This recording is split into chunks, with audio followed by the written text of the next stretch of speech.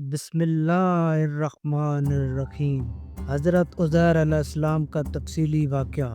حضرت عزیر علیہ السلام کا شمار بنی اسرائیل کے نیک اور صالح بندوں میں ہوتا ہے۔ ان کے بارے میں مختلف روایات اور تفصیلات ملتی ہیں جو ہمیں اللہ کی قدرت اور حکمت کا ایک عظیم سبق دیتی ہے۔ ان کا ذکر قرآن پاک میں سورۃ بقرہ کی آیات 259 میں آیا ہے۔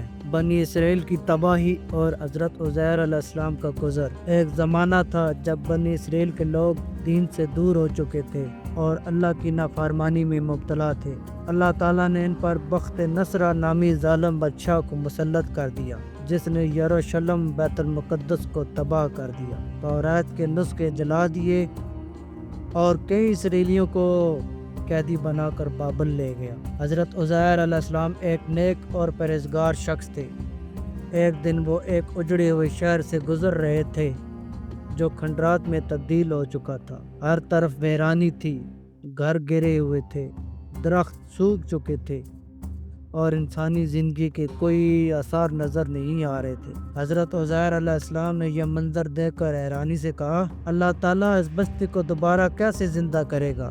یہ الفاظ کسی شخص کی وجہ سے نہیں بلکہ اللہ کی قدرت کو سمجھنے کی نیت سے تھے۔ وہ جانتے تھے کہ اللہ تعالیٰ ہر چیز پر قادر ہے مگر وہ اس کا طریقہ سمجھنا چاہتے تھے۔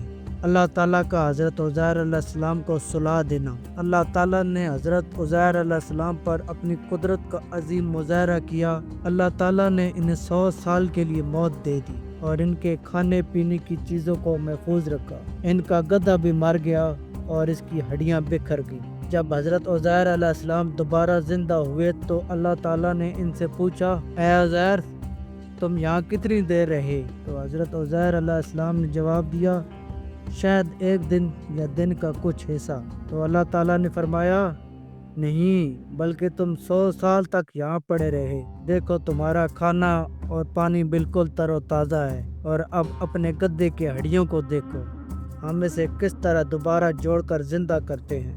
حضرت عزیر علیہ السلام کے سامنے اللہ تعالیٰ نے ان کے گھر کی ہڈیوں کو حضرت عزیر علیہ السلام کے سامنے اللہ تعالیٰ نے ان کے گدھے کی ہڈیوں کو دوبارہ جوڑنا شروع کیا۔ پھر ان پر گوشت چڑھا اور آخر میں اس میں جان ڈال دی۔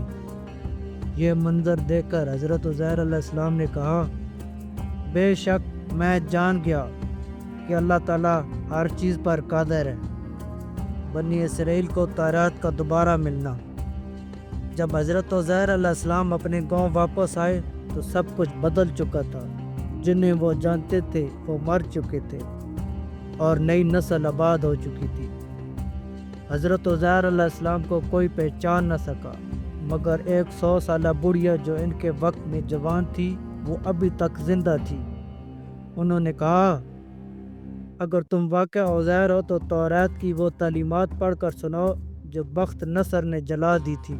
تو حضرت عزیر علیہ السلام کو اللہ تعالیٰ نے توریت کا مکمل علم دیا تھا اور انہوں نے بغیر کسی کتاب کے توریت زبانی سنا کر بنی اسرائیل کو یقین ہو گیا کہ اللہ کے نبی ہیں، اور کچھ انہیں اللہ تعالیٰ کا بیٹا کہنے لگے جو کہ ایک بہت بڑی گمراہی تھی۔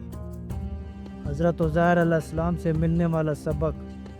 اللہ ہر چیز پر قادر ہے، وہ مردوں کو زندہ کر سکتا ہے اور فنا شدہ چیزوں کو دوبارہ بنا سکتا ہے۔ اللہ کی حکمت بے مثال ہے۔